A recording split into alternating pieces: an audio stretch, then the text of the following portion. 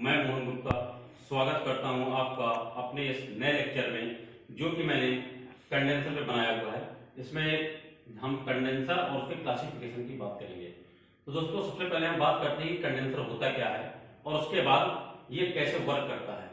तो दोस्तों, condenser is a condensing device which condense the water. That means जब steam turbine से पास होकर आती है तो वो स्टीम को कंडेंस करने के लिए हम कंडेंसर का इस्तेमाल करते हैं, जिससे कि स्टीम की हीट को रिमूव कर दिया जाता है और वाटर कंडेंस होकर के हॉट टैंक में कलेक्ट हो जाता है।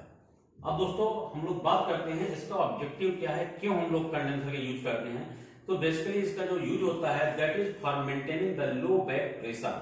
पहला यूज है इसका लो बैक प्रेशर मेंटेन करना, और दूसरा जो मेन इंपॉर्टेंट यूज है वो ये कि जो कंडेंसर से कंडेंसिंग वाटर टैंक में कलेक्ट होता है that is pure water and that is pure hot water कह सकते हैं आप। तो ये प्योर हॉट वाटर बॉयलर में as a hot feed water के रूप में इस्तेमाल होता है, जिसके लिए हम लोग कंडेंसर का यूज कर सकते हैं। या कहते हैं कि ये ऑब्जेक्टिव है, एक तरह का ऑब्जेक्टिव क्या है कि जो कंडेंसिंग वाटर होता है उसको as a hot feed water हम लोग बॉयलर में यूज करते हैं। अब दोस्तों, हम लोग बात करते हैं कंडेंसिंग प्लांट की। तो दोस्तों, ये कंडेंसिंग प्लांट होता क्या है, कैसे वर्क करता है। तो दोस्तों, मैंने अपने आपको पिछले लेक्चर में बताया था कि टरबाइन के बारे में, टरबाइन कह सकते हैं, कह सकते हैं स्टीम पावर प्लांट के बारे में, जिसमें बॉयलर से ड्राई सैचुरेटेड स्टीम टरबाइन में जा रही थी, टरबाइन से कंडेंसर में आ रही थी, और कंडेंसर के बाद पंप को होते हुए फिर से बॉयलर में जा रही थी। अब हम लोग इसी की बात करते हैं दोस्तों। तो दोस्तों, अगर इस पूरे कंडेंसिंग प्लांट पे ध्यान से देखें, सामने मैंने कंडेंसिंग प्लांट बनाया हुआ है। इस कंडेंसिंग प्लांट में अगर आप देखें तो यहाँ पर एक हॉट टैंक बना हुआ है दोस्तों। ये हॉट टैंक में जो वाटर आ रहा है वो आ रहा है अपना कंडेंसर से होते हुए। अब इसमें होता क्या है, जो हॉट टैंक है इसमें कंडेंसर से कंडेंसेट एक्सट्रैक्शन पंप के थ्रू वाटर आ रहा है, that is the hot water, और ये हॉट वाटर जा रहा है टू बॉयलर में with the help of feed pump. तो हॉट टैंक से जो फीड पंप के थ्रू वाटर जो है वो जाता है बॉयलर में टू वाटर, और इस वाटर, ये जो बॉयलर है, बॉयलर से स्टीम फ्रॉम द बॉयलर, यहाँ आप देखें तो स्टीम फ्रॉम द बॉयलर का मतलब है कि जो बॉयलर में वाटर गया हुआ था it will convert into the steam, और उसके बाद वो steam from boiler enter into the turbine. अब टरबाइन ये कह सकते हैं इंजन में भी इसका यूज करते हैं। उसके बाद जो ये स्टीम है टरबाइन में एक्सपेंड होती है, मैकेनिकल वर्क प्रोड्यूस करती है, और उसके बाद ये आती है ये कंडेंसर में। अब दोस्तों, यहाँ कंडेंसर का काम होता है कंडेंस करना स्टीम को। तो जो स्टीम कंडेंस हो रही है वो कंडेंसेट एक्सट्रैक्शन पंप के थ्रू हॉट वेल में आती है। तो इसको कंडेंसेट कैसे कर रहे हैं, ये काम है अपना कंडेंसर का। दोस्तों, यहाँ ध्यान दीजिए, एक साइड में मैंने कूलिंग टावर बनाया हुआ है। कूलिंग टावर के नीचे है एयर इन और ऊपर बना हुआ है एयर आउट, और साइड में रिवर बना हुआ है। दैट मीन्स जो हम स्टीम को कंडेंस कर रहे हैं इसको दो माध्यम से कर सकते हैं। एक तो हम लोग कूलिंग वाटर के थ्रू कर सकते हैं और दूसरा एयर के थ्रू कर सकते हैं। That means air cooling and water cooling, there are two modes of cooling of steam. तो दोस्तों, यहाँ पर ध्यान दीजिए, कंडेंसर में जो कूलिंग टावर है इससे यहाँ पर एयर अंदर आ रही है, that is the cool air, और वो कूल एयर अंदर आती है कंडेंसर में, और यहाँ जो स्टीम है उसको कंडेंस करती है। कंडेंस करने का मतलब ये है कि जो एयर अंदर आ रही थी वो हीट को एब्जॉर्ब कर रही है और वाटर कंडेंस होकर हॉट टैंक में कलेक्ट हो रहा है। उसके बाद हीट एब्जॉर्ब करने के बाद वो एयर हॉट एयर के फॉर्म में आती है और ये बाहर निकल जाती है। ये तो हुआ पहला मीडियम। दूसरा मीडियम क्या होता है दोस्तों, दिस इज द रिवर। अब रिवर से क्या होता है कि कूलिंग वाटर यहाँ से आता है और यहाँ कंडेंसर में एंटर करता है, और यहाँ पर मूवमेंट करता हुआ फिर यहाँ से हॉट वाटर के रूप में बाहर निकल जाता है। तो यहाँ मतलब क्या हुआ कि जो कूल वाटर आ रहा है वो उसने स्टीम को कंडेंस किया, और कंडेंस करने के बाद हॉट होने के बाद ये वापस रिवर में चला गया। तो मतलब कहने का कि ये जो पूरा अरेंजमेंट है ये दर्शा रहा है कि कैसे हम स्टीम को कंडेंस करते हैं या कंडेंसर का यूज क्या होता है। तो कंडेंसर का जो मेन यूज आपको बताया that is for maintaining the low pressure, और जो दूसरा है that is for the condensing the water and use as a hot feed water and send it to the boiler. तो ये बॉयलर के दो मेन यूज होते हैं। ये कंडेंसर के दो मेन ऑब्जेक्टिव होते हैं। अब मैं बात करता हूँ इसके क्लासिफिकेशन की, कंडेंसर कितने टाइप का होता है। तो दोस्तों, कंडेंसर को जनरली हम दो टाइप से क्लासिफाई करते हैं। पहला होता है जेट कंडेंसर और दूसरा होता है सरफेस कंडेंसर। तो दोस्तों, जो जेट कंडेंसर होता है, इस जेट कंडेंसर इसको चार टाइप से क्लासिफाई करते हैं हम लोग। Parallel flow type, jet parallel flow type jet condenser, दूसरा होता है counter flow type jet condenser, third one ejector type jet condenser and fourth one high level jet condenser. और ऐसे ही जब सरफेस कंडेंसर की बात करते हैं तो डाउन फ्लो टाइप या central flow type surface condenser, next is single stage और multi pass, third one is evaporative condenser, fourth one is shell shape या यू शेप कंडेंसर। तो दोस्तों ये 4 टाइप दिए हैं आपको सरफेस कंडेंसर में और 4 टाइप दिए हैं आपको जेट कंडेंसर में। अब मैं आपको वन बाय वन इसमें से कुछ इंपॉर्टेंट कंडेंसर के बारे में बताऊंगा, इसकी वर्किंग कैसे होती है, तो उसके बाद आपको क्लियर हो जाएगा कि कंडेंसर कैसे वर्क करता है। तब दोस्तों अब हम जेट कंडेंसर के बारे में बात करते हैं कि जेट कंडेंसर में बेसिकली होता क्या है।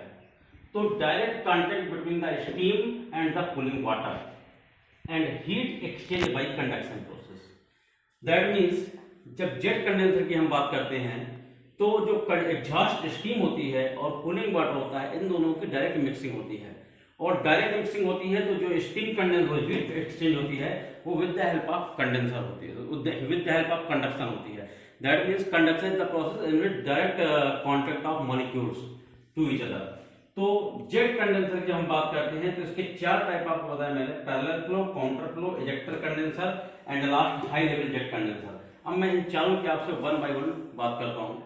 तो जब पैरेलल फ्लो टाइप कंडेंसर की हम लोग बात करते हैं तो steam and cooling water enter from the top and flow downward. मतलब ये है पैरेलल फ्लो में कि जो एग्जॉस्ट स्टीम है और कूलिंग वाटर है, इन दोनों की डायरेक्ट मिक्सिंग होती है। और डायरेक्ट मिक्सिंग ऐसे होती है कि from the top of the condenser ये दोनों एक साथ मिक्स करते हैं एक जगह से, और उसके बाद ये दोनों आपस में मिक्स जाते हैं, जिससे कि कूलिंग वाटर स्टीम की जो हीट है उसको एब्जॉर्ब कर लेता है और वाटर कंडेंस हो जाता है।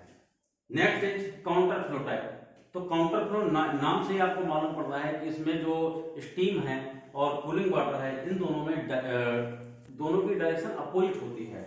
आप कह सकते हैं steam and cooling water enter the condenser from opposite direction. That means जो स्टीम और कंडेंसर है इन दोनों का डायरेक्शन अपोजिट होगा, वाटर टॉप टू बॉटम आएगा और स्टीम बॉटम टू टॉप जाएगी। क्योंकि वाटर हैवी होता है, इसका डेंसिटी ज्यादा है, तो वाटर जो है टॉप से बॉटम गिरेगा, और स्टीम हल्की होती है, इसकी डेंसिटी कम है, ये ऊपर की ओर उड़ती हुई जाएगी। तो बीच में दोनों एक ऐसा पॉइंट आएगा जहां दोनों की मिक्सिंग होगी और जो स्टीम होगी वो कंडेंसेट होकर के वाटर में कन्वर्ट होगी। इस टाइप से पैरेलल फ्लो और काउंटर फ्लो देख सकते हैं आप। अब मैं बात करता हूं इजेक्टर कंडेंसर की और हाई लेवल जेट कंडेंसर की। दोस्तों जो इनके डायग्राम है वो आप नॉर्मल इसी तरह से बना सकते हैं जैसा मैंने नीचे बना रखा है, कि आपको दोनों ही चीजों का फ्लो सेम डायरेक्शन पे दिखा देना है। तो नॉर्मली बड़े आसानी से आप इस फिगर को बना सकते हैं। उसके बाद जो टिपिकल चीजें हैं वो मैं नीचे बता रहा हूँ आपको। Ejector condenser. दोस्तों जब इजेक्टर कंडेंसर की बात करते हैं तो आपको ये पहले ही बताया गया है कि इसमें वाटर और स्टीम डायरेक्ट कांटेक्ट में होते हैं। अगर आप यहाँ ध्यान से देखें तो एक डायग्राम दिया गया है जिसपे cold water top to bottom जा रहा है। उसके बाद ये हॉलो ट्रंकेटेड कोन बने हुए हैं, जस्ट लाइक नोजल की तरह ये कोन बने हुए हैं, और नीचे एक डाइवर्जिंग कोन है। हॉलो ट्रंकेटेड कोन ये कन्वर्जिंग फॉर्म में है, डाइवर्जिंग कोन ये डाइवर्जिंग फॉर्म में है। अब होता क्या दोस्तों, एग्जॉस्ट स्टीम, जो एग्जॉस्ट स्टीम है वो टरबाइन से आने के बाद कंडेंसर में अंदर जा रही है। जब ये अंदर जाएगी तो ये स्टीम हल्की होती है, ऊपर तक मूव करेगी और कोल्ड वाटर ऊपर से नीचे की तरफ आएगा। तो यहाँ पर क्या हो जाएगा कि जो एग्जॉस्ट स्टीम है और कूलिंग वाटर दोनों मिक्स होंगे और ये डाउनवर्ड नीचे फ्लो होना शुरू हो जाएगी, और जो स्टीम एक कंडेंस हो जाएगी discharge to the hot well, वो जाकर के हॉट वेल में कलेक्ट जाती है। तो एक नॉर्मल से आपको डायग्राम बनाना है और बड़े आसानी से इसको एक्सप्लेन कर देना है। ये नॉन रिटर्न वॉल का दोस्तों मतलब ये होता है कि स्टीम यहाँ से अंदर तो जा सकती है लेकिन वापस यहाँ से बाहर नहीं आ सकती। नॉन रिटर्न वॉल का मतलब होता है कि there is only one way to move the substance, एक तरफ ही जा सकते हैं, दूसरी तरफ वापस नहीं आ सकते। तो कोल्ड वाटर डाउनवर्ड आएगा, स्टीम यहाँ से अंदर जाएगी और अंदर मिक्सिंग होगी, उसके बाद ये डाउनवर्ड मूव कर जाएगा और लास्ट में finally discharge to the hot well, hot well में जाकर कलेक्ट हो जाएगा। अब दोस्तों मैं लास्ट कंडेंसर की बात करता हूँ, हाई लेवल जेट कंडेंसर। दोस्तों ये हाई लेवल जेट कंडेंसर के एक ब्लॉक डायग्राम मैंने नीचे बनाया हुआ है। तो इसमें अगर ध्यान से देखें तो स्टीम एग्जॉस्ट स्टीम इनलेट, यहाँ से एग्जॉस्ट स्टीम अंदर जा रही है। एग्जॉस्ट स्टीम इनलेट का मतलब टरबाइन से जो स्टीम आ रही है उसकी मैं बात कर रहा हूँ। उसके बाद जब ये स्टीम अंदर जा रही है तो दोस्तों यहाँ देखिए इंजेक्टर पंप से कूलिंग टैंक से ये वाटर आ रहा है और ये ऊपर यहाँ पर मिक्स हो रहा है। तो यहाँ पर कूलिंग टैंक से वाटर आ रहा है, यहाँ से स्टीम अंदर जा रही है, इस जगह पर इन दोनों की मिक्सिंग होगी। तो मिक्सिंग होने के बाद एयर पंप से जो भी हीट होगी वो बाहर निकल जाएगी। तो जो कंडेंसेट स्टीम है अब वो चूंकि हॉट फॉर्म में होगी, वो यहाँ से डिस्चार्ज पाइप से नीचे आने कट हो जाएगी और ये हॉट वेल में कलेक्ट हो जाएगी। हॉट वेल में कलेक्ट होने के बाद यहाँ दूसरा पाइप लगा, देखो दोस्तों, जो कि कोल्ड कूलिंग टैंक के लिए, तो उसको पास करके यहाँ भेज देते हैं ताकि यहाँ पर भी स्टीम ठंडी होती है। अब फाइनली मैं एक बार रिपीट करता हूँ इसे, कूलिंग टैंक से कूल वाटर अंदर आता है इंजेक्टर पंप के थ्रू, और जो कि यहाँ पर टॉप पर कंडेंसर पे आ जाता है। यहाँ इस पॉइंट से एग्जॉस्ट स्टीम अंदर जा रही है और दोनों यहाँ पर मिक्स होते हैं। मिक्स होने के बाद जो हीट है वो बाहर निकल जाती है in the form of air, और डिस्चार्ज पाइप से ये जो उसको हॉट वेल में कलेक्ट करता है। इस टाइप से आपने देखा जेट कंडेंसर को हम लोग कैसे एक्सप्लेन करते हैं, किस टाइप से इसके चारों पार्ट मैंने एक्सप्लेन किए हैं। आप इनको बड़े आसानी से समझ सकते हैं और ये आपके एग्जाम पॉइंट ऑफ व्यू से भी बहुत इंपॉर्टेंट है, साथ साथ सिलेबस के अकॉर्डिंग बहुत इंपॉर्टेंट है। तो दोस्तों, होप कि you like this video, and if like so please share it. Thank you.